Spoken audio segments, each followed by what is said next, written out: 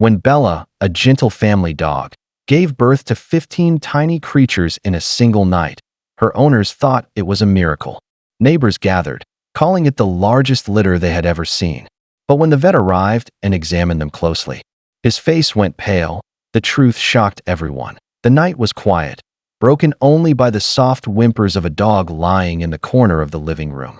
Bella, a golden-colored family dog, was restless, pacing before finally settling on a blanket.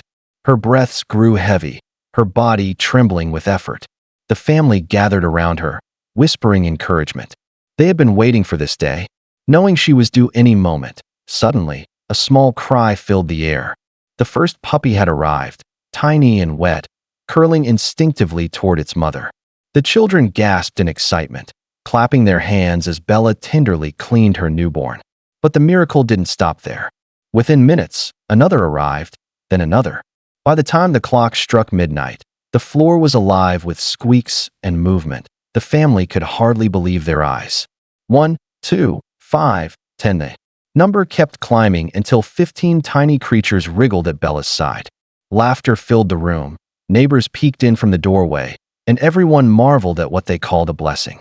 But beneath the joy, something unusual was already stirring. First, the family was overwhelmed with joy, snapping photos and counting the newborns again and again, afraid they might have miscounted. 15, an almost impossible number. Bella lay exhausted but proud, her head resting on her paws as the tiny bodies squirmed against her belly. Everything seemed perfect, at least for the first few moments. Then the oddities began to appear. The newborns were quiet, too quiet. Unlike typical puppies, there were no playful squeaks, no sharp cries demanding milk. Instead, they only twitched and wriggled, their movements stiff and unnatural. One child leaned closer, frowning. "Why don't they sound like puppies?" she whispered. Another noticed their tiny paws seemed shaped strangely, their fur darker and rougher than expected. Unease spread through the room. Neighbors who had gathered exchanged puzzled looks, their smiles faltering. Bella, too, seemed unsettled, licking them anxiously, nudging them as if sensing something wasn't right. The family tried to reassure themselves. Maybe they were just weak from birth. But deep down, an unsettling thought had taken root. These weren't ordinary puppies. By morning, the excitement of the night had been replaced with a quiet unease. The family watched the strange litter closely, hoping their behavior would change. But the newborns still made no typical puppy cries, only faint rustles as they wriggled together in a dark, shifting mass. Bella stayed glued to their side, her eyes darting nervously toward her owners as if asking for help. Finally, unable to ignore the feeling that something was wrong, Mr. Carter picked up the phone. He dialed Dr. Collins, the trusted family veterinarian, explaining in a rushed voice about the unusually large litter and their odd silence. The vet, surprised by the number alone, agreed to come immediately, his tone sharp with concern. "Don't touch them too much," he warned. "Wait until I get there." When Dr. Collins arrived, carrying his worn leather bag, the family felt a wave of relief.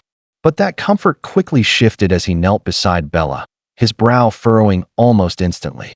He didn't say a word at first, only adjusted his glasses and leaned closer, his silence heavier than any explanation. Dr. Collins carefully lifted one of the tiny creatures, cupping it in his hands. The family leaned closer, expecting reassurance. But the vet's expression only grew more troubled. The newborn squirmed, its limbs twitching in an odd rhythm. Its paws were longer, its claws sharper, its eyes tightly shut but strangely sunken. Collins muttered, though his voice carried little confidence. That he placed the creature back beside Bella and examined another, then another. Each time, his frown deepened. Their fur wasn't soft like a newborn puppy's. It was coarse, darker, almost oily to the touch. Their bodies seemed too thin, their movements jerky. "They don't behave like dogs," he murmured under his breath, though he quickly tried to mask his unease when the children asked what he meant. "They're unusual, that's all." The family exchanged worried glances, their earlier joy crumbling into dread. Bella whined softly, curling protectively around the litter as if sensing their doubt. Dr. Collins straightened, pulling off his gloves slowly. For the first time in his long career, he wasn't sure what he was looking at, and that terrified him. Doctor Collins lingered over the litter, his eyes narrowing as he pulled out a small flashlight from his bag. One by one, he examined the newborns more closely, his breathing growing heavier. Finally, he froze, the beam of light catching on a detail that made his face pale. He sat back on his heels, staring in disbelief. "These aren't puppies," he whispered. His words hung in the room like a thunderclap. The family blinked, stunned into silence, unsure if they had heard correctly. "What do you mean?" Mrs. Carter asked, her voice trembling. Collins swallowed hard, choosing his words carefully. "Their anatomy, their bone structure, even their teeth beginning to push through. It's not canine. There's something else entirely." Panic rippled through the room. The children clutched at their parents, their earlier excitement crumbling into fear. Bella whimpered, licking her litter anxiously as though shielding them from judgment. "Then what are they?" Mr. Carter demanded. Collins shook his head slowly, still staring at the writhing mass of newborns. "I don't know yet," he admitted. "But whatever they are, they're not dogs." The room erupted in disbelief.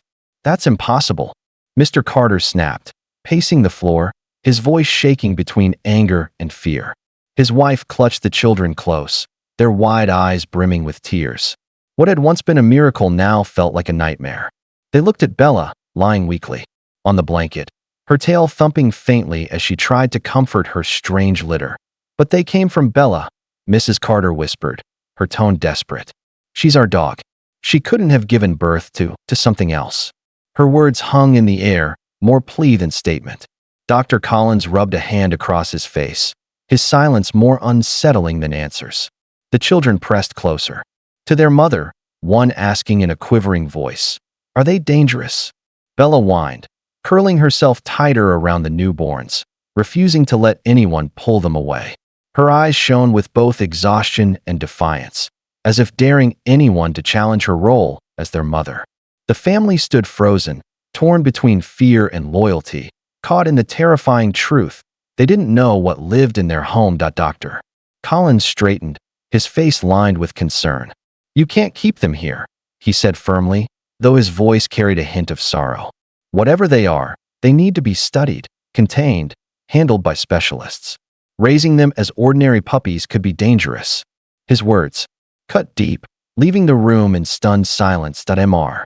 Carter's fists clenched. "So what are you saying? Take them away? Rip them from Bella?" His voice cracked with frustration. Mrs. Carter's eyes filled with tears, torn between protecting her children and protecting the dog who had given them so much love. Even the children protested, their small voices pleading, "Please don't. Take them away." The weight of the choice pressed heavier than the night before. Bella lifted her head, nudging the wriggling newborns closer to her chest, her instincts refusing to let them go.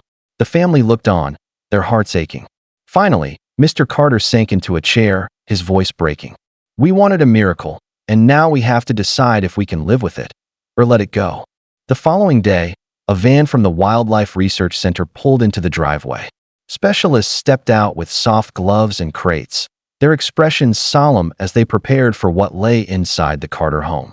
The family gathered around Bella, tears streaming as the newborns were carefully lifted from the blanket.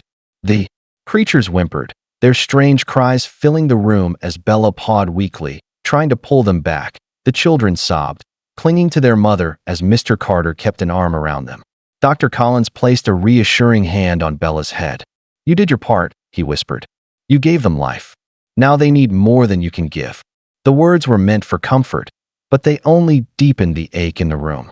Bella's eyes followed the crates until they disappeared through the door. That night, silence replaced the cries. The family sat together, reflecting on what had happened. They had wanted a miracle, and in a way, they'd received one. But the lesson was clear: love isn't always about holding on. It's about knowing when to let go.